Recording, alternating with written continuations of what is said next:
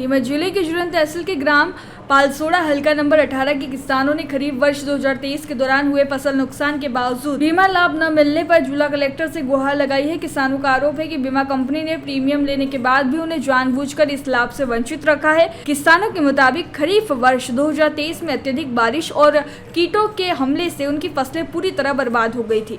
नियमानुसार किसानों ने नुकसान की सूचना 72 घंटे के भीतर बीमा कंपनी को दे दी थी और सभी आवश्यक कागजी कार्रवाई पूरी की थी।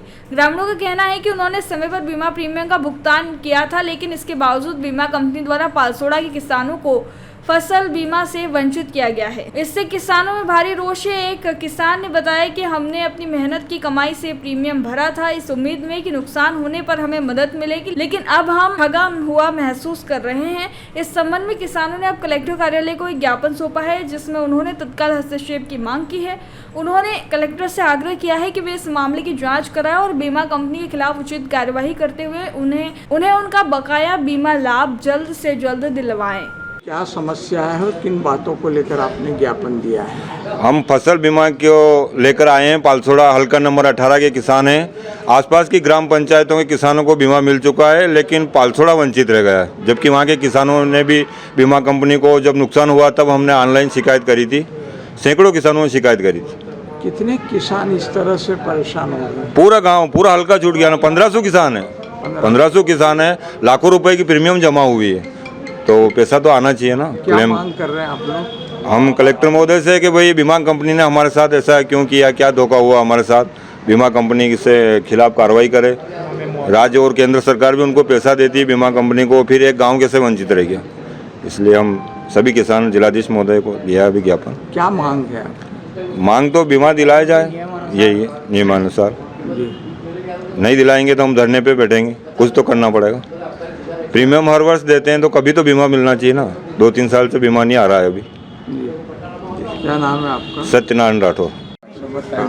और आसपास 17 नंबर 19 नंबर दोनों हल्के में बीमे आ चुके हैं। खाली 18 नंबर को छोड़ा गया है। तो 18 नंबर में किसान नहीं रहते हैं क्या? जो आसपास जो एक पड़ोस में खेत 17 नंबर का है उसका बीमा आ चुका है और 18 नंबर में बीमा नहीं आया है। और वापस 19 नंबर एक खेत पास में है उसका बीमा आ चुका है। केवल 18 नंबर को ही क्यों छोड़ा गया है?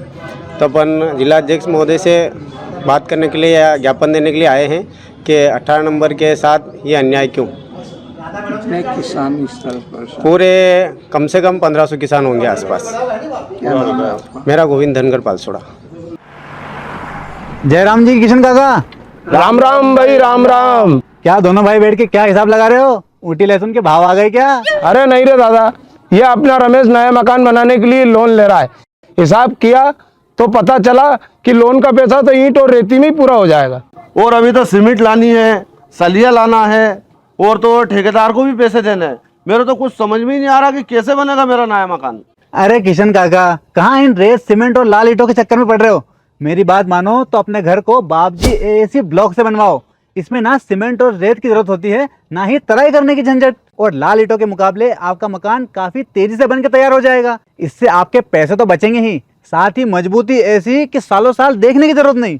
और इससे आप अपना मकान ही नहीं, कुएं और खेत की बाउंड्री वॉल भी बनवा सकते हो, जिससे रोजड़ों की समस्या भी खत्म हो जाएगी। वाह भाई, ये तो कमाल की चीज है। फिर तो मैं अपना घर बाबजी ब्लॉक से ही बनवाऊंगा और मैं अपने खेत की बाउंड्री वाल।